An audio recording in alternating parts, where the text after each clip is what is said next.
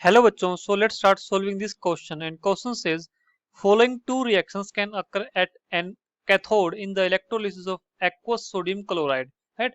सो हमको यहाँ पर दो रिएक्शन दे रखी हैं और इनका ई नोट वैल्यू गिवन है। ठीक है, तो जैसे कि सोडियम की रिडक्शन है तो उसके लिए हमारे पास जो ई नोट वैल्यू कितनी है, -2.71 वोल्ट है। और जो यहाँ पर ये वाटर यहाँ पे दो इलेक्ट्रॉन को गेन करके यहाँ पे किसकी फॉर्मेशन कर रहा है, हाइड्रोजन की। तो इसके लिए हमारे पास जो ई नोट की वैल्यू गिवन है वो कितनी है, यहाँ पर 0.83 वोल्ट है। तो क्वेश्चन ये पूछ रहा है कि which reaction takes place preferentially and why. चलिए इस क्वेश्चन को सोल्व करते हैं।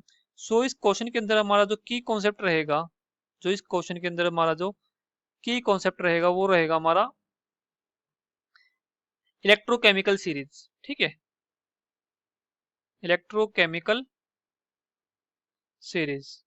अब देखो इलेक्ट्रोकेमिस्ट्री में इलेक्ट्रोकेमिकल सीरीज का क्वेश्चन बेसिकली यहाँ पर क्या हो रही है, इलेक्ट्रोलिसिस हो रही है किसकी, एक्वस सोडियम क्लोराइड की। एक्वस सोडियम क्लोराइड का मतलब क्या हो, हमारे पास क्या है, NaCl है और क्या हमारे पास उसमें पानी है। ठीक है, H2O है।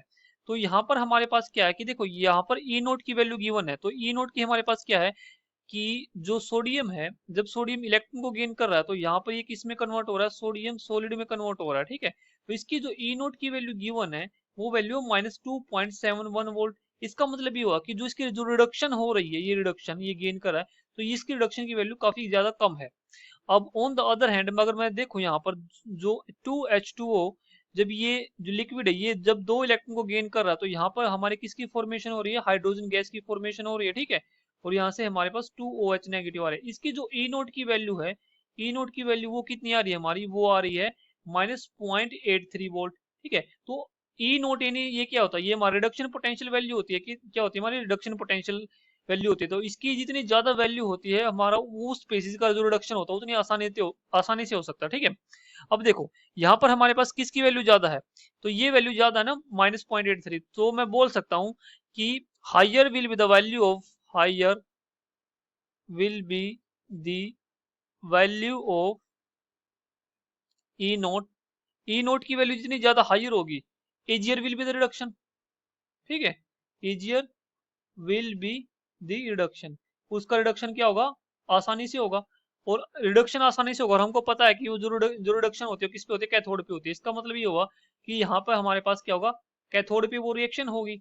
इसका मतलब ये हुआ कि हमारे पास कैथोड पे क्या निकलने वाली है, कैथोड पे निकलने वाली है हाइड्रोजन। ठीक है, तो अगर ये हमारे पास, तो यहाँ से मैं बोल सकता हूँ कि जो रिएक्शन होगी किस पे, कैथोड पे। कैथोड पे किसकी रिएक्शन होगी, हमारी कैथोड पे होगी हमारी ये वाली रिएक्शन, सेकंड वाली। ठीक है, फर्स्ट वाली तो क्या होगी, फर्स्ट वाली हो जाएगी हमारी एनोड पे।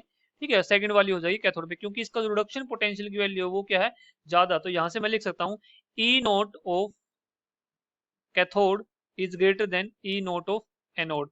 ये हमारा होता है। ठीक है, क्योंकि यहाँ पर हमारे पास जो ये वैल्यू होती है ना, ये हमारी किसकी होती है, रिडक्शन पोटेंशियल की वैल्यू, रिडक्शन पोटेंशियल।